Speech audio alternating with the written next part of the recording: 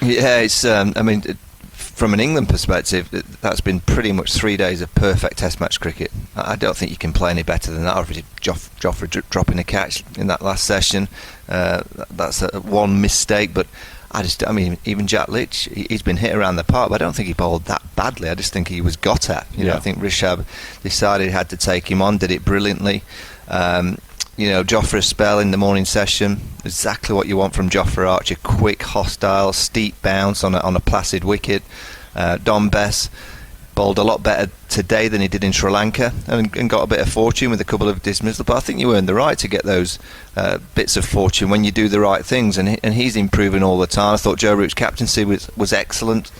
Just manoeuvring his bowling attack, manoeuvring his field into positions of asking question of all the players and all the batsmen. It's been a great 3 days, but there's still so much left in this game of cricket. I mean, if India bat a session and get another 100, another 80, 100, well, the time's just eking out, and then do England bat again just to rest the bowlers up, and then it might not give them enough time to get the last, obviously, 10 wickets to win the game. So we're in for two enthralling days of cricket. It's going to be a must-watch. No, absolutely right, and I think you go back to 2016 where it felt like England caught India napping in that first Test match. Very similar situation. England got a big score. Some say they batted on too long. Then all of a sudden, India 6 wickets down on the last day. They draw the game, went on to win the series comfortably. India will get better in this series. They're not going to, as you say, bat as badly as they've done today. But when you've got someone like Jofra Archer, and he gets a couple of steep deliveries, and he got one in front of Virat's face that just ballooned past short leg.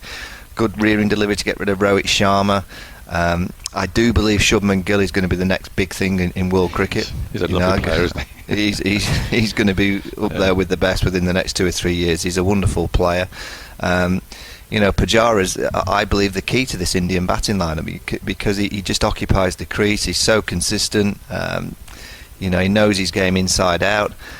You look at Virat Kohli's dismissal against off-spin. That was a poor stroke. Okay, and the fact that you're defending a ball to square of extra cover, so you're angling the ball, the bat towards that kind of gap that's been created. Now all the ball has to do is bounce. It doesn't even have to spin from then. You talked to Joe Root last week about playing spin. It's about showing the full face to the bowler and to the ball that's coming at you.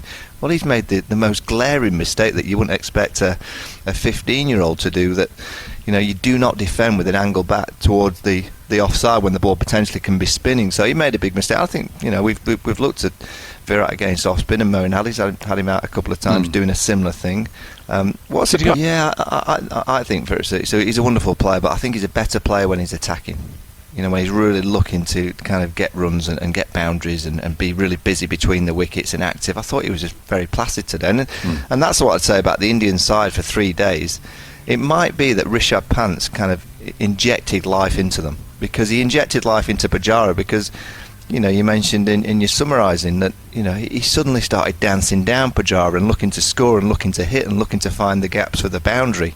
I just wonder if that Rishabh Pant innings is almost what the Indian team needed to kind of go, come on, this is the kind of cricket we play. We're more aggressive. We need to get into the opposing side's faces a little bit more. I don't think India will bat as placidly again in this series. I think they'll be much more aggressive, like we saw in the second half of today. Yeah, I mean, Virat generally is, as you say, he's in the opposing team's faces. Yes. And he gets at you. He's a bit similar to Sourav Ganguly when he was captain. You always feel with Virat, he's almost looking for a battle. He wants to have a bit of a confrontation.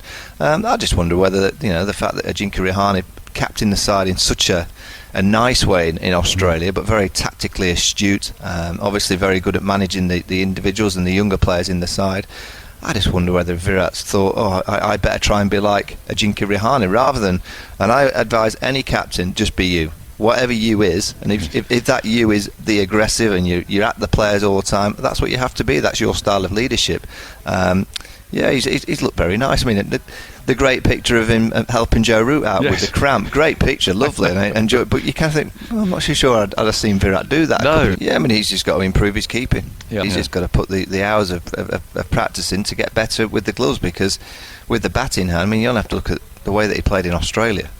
In Sydney, he was the standout. He went to the Gabba, the standout, and then here again today, he's just changed the course of today's play with an incredible innings. Risky, but risks to him are probably not not that risky. Dancing down and launching it over wide, long gone. He just fancies that he can do that. It doesn't matter that there's a fielder or two on the boundary. He just backs himself to hit it over the top.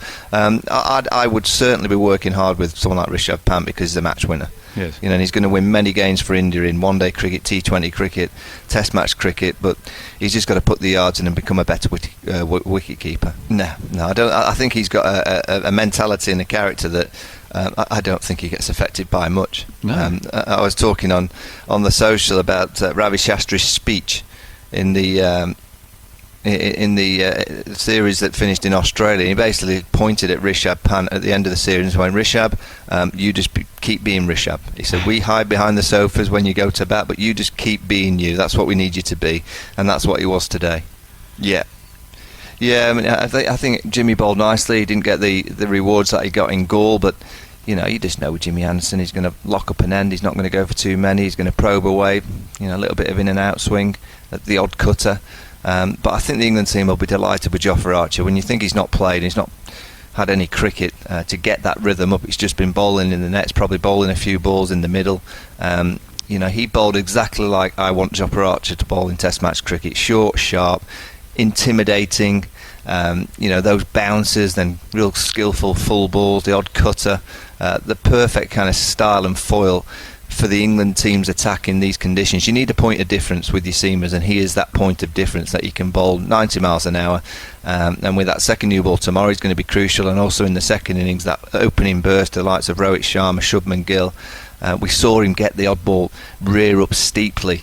So he's going to be an absolute key. I don't see him playing all 4 games in these conditions because England will have to rotate. But when he does play, and that's why England will manage it, carefully to the likes of Mark Wood, Jofra Archer, that they're not playing 4, 5, 6 games on the trot. When they do play, they'll expect them to be bowling at 145, 150, and being that point of difference. Well, as Tough has said on the social, if you're, Tufnell in his younger days, he'd been saying to Don Best, "Come on, I'm going out with you tonight. You're lucky. I think you're going to bring me a bit of fortune tonight. I'm hanging next to you in the bar."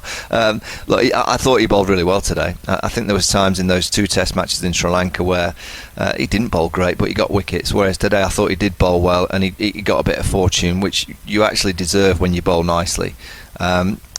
You'd rather be lucky than unlucky.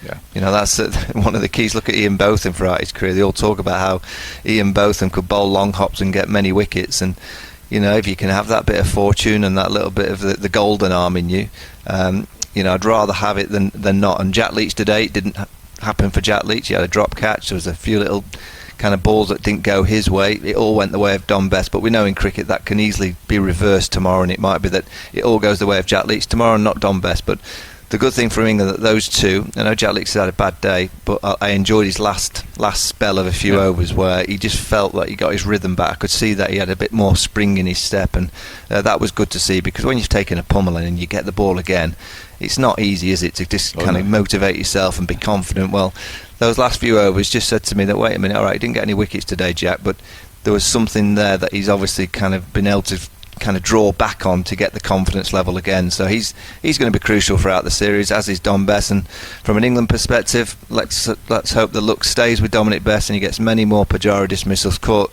at mid wicket off short legs back.